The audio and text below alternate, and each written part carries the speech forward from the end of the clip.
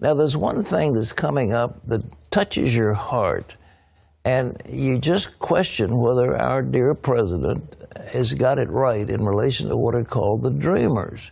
Now, who are these people? They're young illegal immigrants who came into the U.S. before their 16th birthday, and President Obama gave them temporary protection, and their future now depends on what President Trump will do. Abigail Robertson brings us that. Almost 5 years ago, President Barack Obama drastically changed the lives of millions of young, undocumented immigrants. Effective immediately, the Department of Homeland Security is taking steps to lift the shadow of deportation from these young people.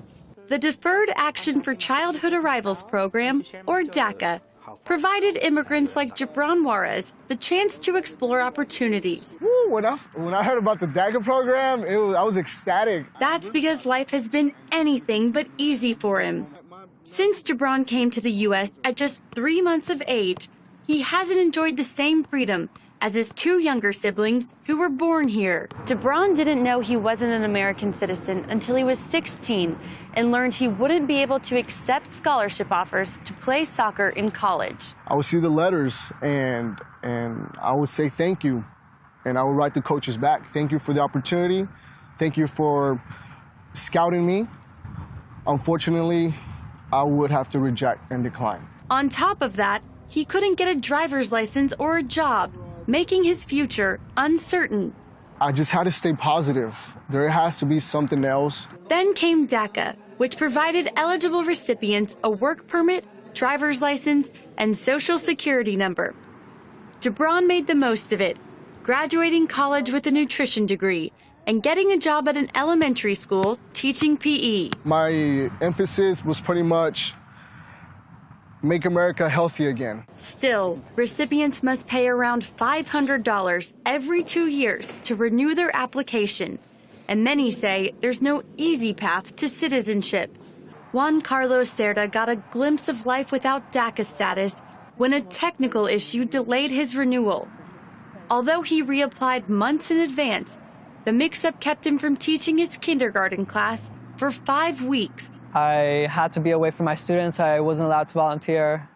I didn't know what was going on with the school, whether I'd be going back to my job once I got my work permit. Eventually, the error was fixed, and Juan Carlos returned to his classroom.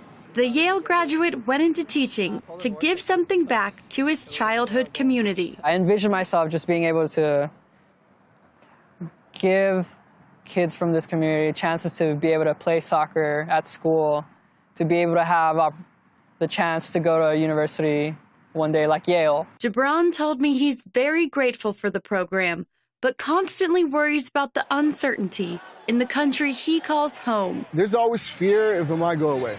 Without DACA, where do we go? It's like we vanished in society. During the presidential campaign, Donald Trump hinted at eliminating the program, yet seems to have changed his mind. It's a very, very tough subject. We are going to deal with DACA with heart. Republican Congressman Carlos Curbelo believes his bill, the Recognizing America's Children Act, can be that heart. It would provide a pathway to citizenship for those like Gibran and Juan Carlos, who came to the U.S. as children. What we want to do is recognize these young people, many of whom came to this country at an age where they don't even remember their countries of origin. They didn't break any laws. They were brought with their families to this country. They went to school with our own kids, grew up in our schools, speaking English, and today they just want to be recognized as America's children, which is exactly what they are. Curbelo says this bill would give those young people an opportunity to make it official. They have to be productive. They have to be people in good moral standing. They have to obtain a college degree or serve in the military or have a valid work permit and be actively contributing to our economy. If they can check one of those boxes, they can earn a path to full American citizenship. Curbelo hopes the president will agree if the bill makes it to his desk. President Trump, he has the opportunity to become a hero for these young people and to do the right thing by encouraging this kind of legislation. And hopefully we here in the Congress do the right thing by sending it to him. This statue is called the Guardian of the Dreamers in honor of the many DACA recipients who hope their future is secure here in America. Reporting from Dallas, Abigail Robertson, CBN News. Thanks, Abby. I really think that we ought to do something to help those people. I mean, somebody comes to this country, has children, the children are born here, they're citizens. They've got a 3-year-old child who wasn't born here, who lived his whole life here. He's not a citizen. That makes no sense. These people, it's not a big deal, and they certainly aren't criminals. We're talking about deporting drug addicts.